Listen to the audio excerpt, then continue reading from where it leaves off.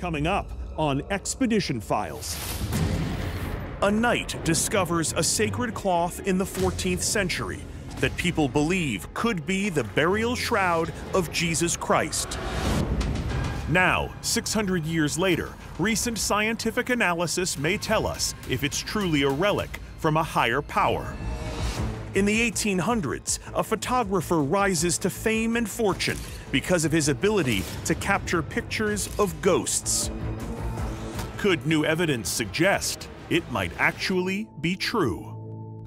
And we investigate a mysterious stone monument erected in Elberton, Georgia, to find out who the mastermind behind this explosive structure could be.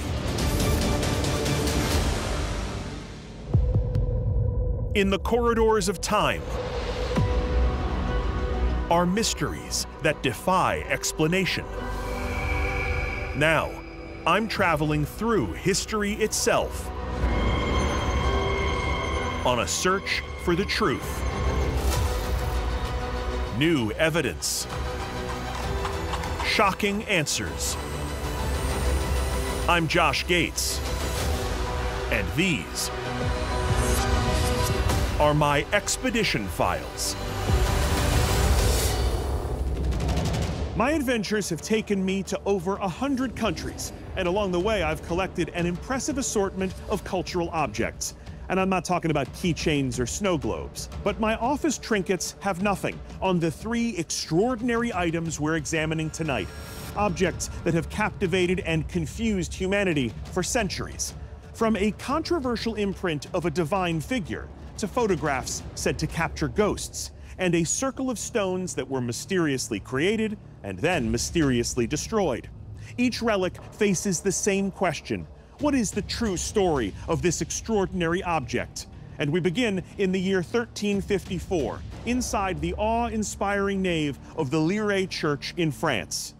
And I'm here because legendary crusader Geoffrey de Charnay is returning from the Middle East with what will become perhaps the world's most famous or infamous holy relic, the Shroud of Turin, the cloth said to wrap Jesus' body after he died, capturing the imprint of his face.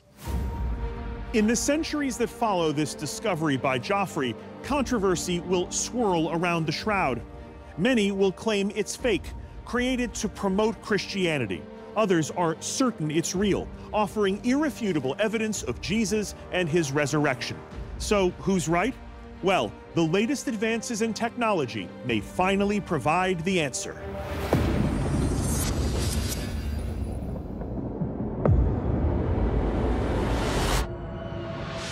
The first recorded encounter with the shroud comes in the year 1354.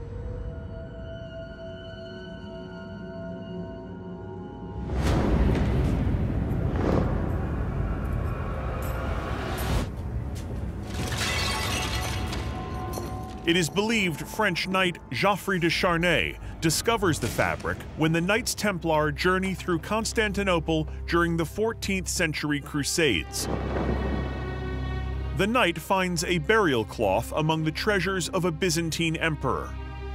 When de Charnay looks closer, he's overcome with emotion because the faint image of the man embedded in the fabric looks like Jesus Christ. De Charnay wonders, is this the burial shroud for the Son of God? After Christ's death, the Bible describes how he is prepared for burial. His body is first cleansed, then anointed with aloe and expensive perfumes. He is then wrapped in a white linen that's covered with resin to hold it close to the flesh. Embalmed in the burial shroud, Jesus is laid to rest in a tomb. When de Charnay inspects the shroud for more clues, he spots bloodstains on the fabric, like the wounds Jesus allegedly suffered during his crucifixion. Holes in his wrists, a lance wound to his side, and puncture wounds to his forehead. To de Charnay, this is more than mere coincidence. The knight is convinced This is the burial shroud which enveloped the bloody, crucified body of Jesus Christ. Geoffrey spirits the fabric out of Constantinople to Lire Church in France, believing he has recovered the holiest relic in all of Christianity.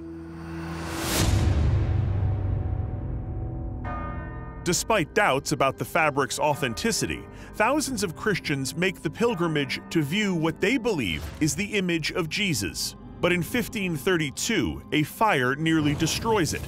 The flames are so hot that it melts part of the silver container where the shroud is kept.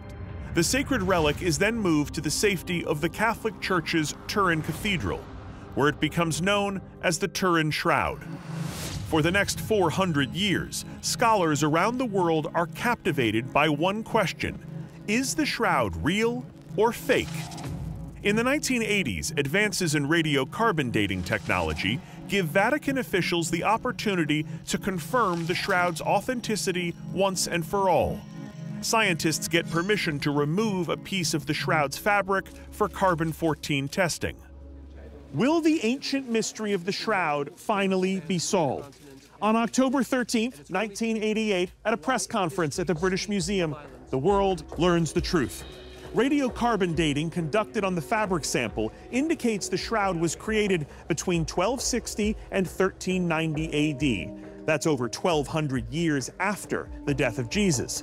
For the faithful, the results call into question the authenticity of the artifact. Yet for others, the findings raise an intriguing question. If it's not Jesus, who is the mysterious figure depicted on the shroud? Some have argued that the shroud in fact captures a soldier from the late Crusades who was crucified in the same manner as Jesus centuries after he died. This was said to have been done to warn off Christian invaders. If you come to the Holy Land, you will suffer the same fate as your Lord Jesus. And there were even more sensational theories. Some scholars have proposed that the shroud was made by artist and inventor Leonardo da Vinci, asserting the face in the shroud perfectly matches the one depicted in da Vinci's famous painting, the Salvator Mundi. But some experts who analyze the ancient artifact still see compelling signs that the shroud is real. They claim the evidence can be found in the fabric's markings. Close inspection of the shroud reveals the image is embedded in the fibers, not painted on the surface, which would likely appear in a forgery.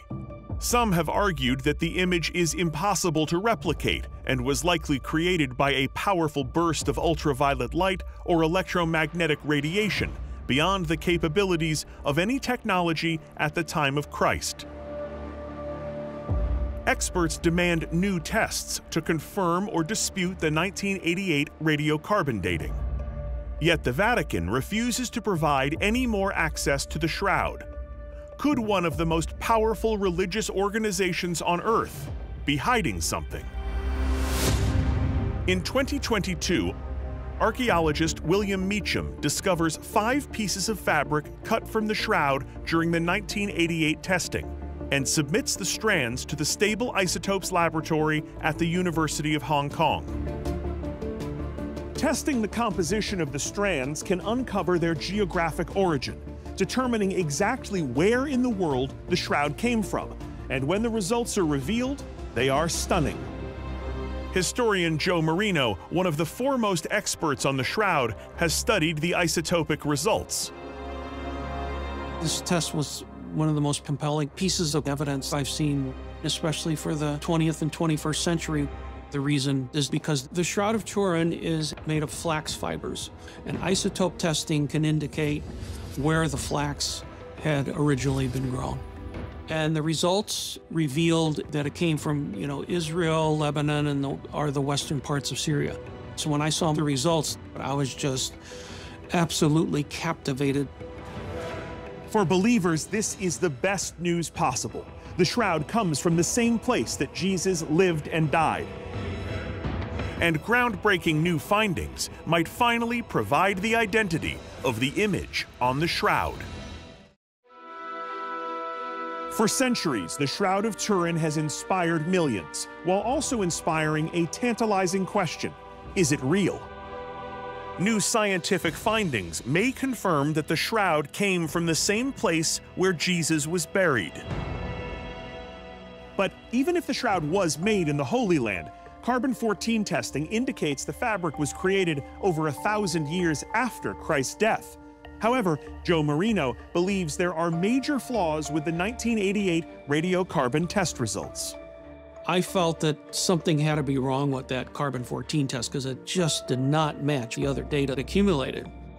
And in all scientific experiments, when a test is done, labs are supposed to release what's called the raw data, meaning all the data that they worked with and what they used to come to their conclusions. People asked the British Museum for the raw data, but they wouldn't release it. Even more intriguing, recent analysis of bacteria found on the shroud may raise further questions about the accuracy of the carbon-14 dating. If the shroud's authentic, it's been in the open for approximately 2,000 years and obviously would accumulate a lot of debris on it and environmental factors. Mold, mildew, skin cells. So it's not really well suited for carbon-14. And the dating of the linen could be 1,000 years off. The whole forgery question is kind of silly in some ways because it really just does not fit the context of medieval forgeries trying to fool people, which were all very simplistic things. You could draw a stick. I mean, you should see some of the renditions of the shroud, either sometimes just a frontal image, and they try to pass them off as real. And I've seen some representations of, and they're horrible. They almost look like a cartoon, and yet some people believe them. You didn't have to do anything really elaborate to convince people that something was real. If the shroud originated in the Middle East, it's more likely that, you know, Joseph of Arimathea was able to purchase a rich linen. I mean, Jerusalem was a crossroads for travel in those days, and he easily could have gotten something from Syria or in Egypt in those days, and it was a rich man's cloth, which he probably bought for himself and decided to use for Jesus. And photographic analysis of the shroud dating back to 1978 provides even more possible evidence of its authenticity. When the scientists put the picture of the face in the image analyzer, they saw over both eyes what appeared to be buttons or possible coins. And coins were used in Jewish burial customs of that period in which Jesus lived. And they would put coins on the eyes so that keep them from seeing the afterlife until they got there.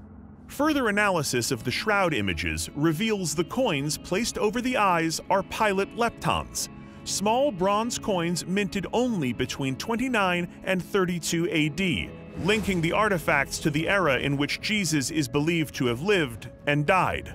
Jesus was believed to be, by most scholars, to have been crucified in either 30 or 33. So the fact that this coin is actually there and it was in use at the time, that's about as much evidence as you could get that the shroud could be authentic. You know, if I were a betting man, I'd bet every dollar I ever had and ever will have that it's authentic.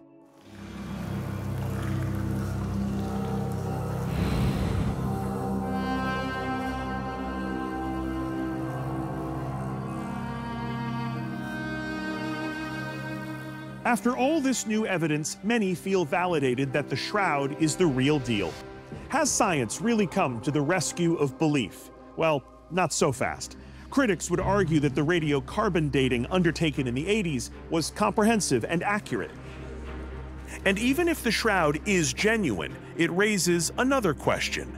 Is this what Jesus even looked like? Historical and archaeological evidence suggests that someone from that region at that time may have looked very different from the image we've come to associate with Christ. After almost 1,000 years of controversy, perhaps the only thing we can truly be certain of is that the debate between holy relic or holy hoax is sure to continue.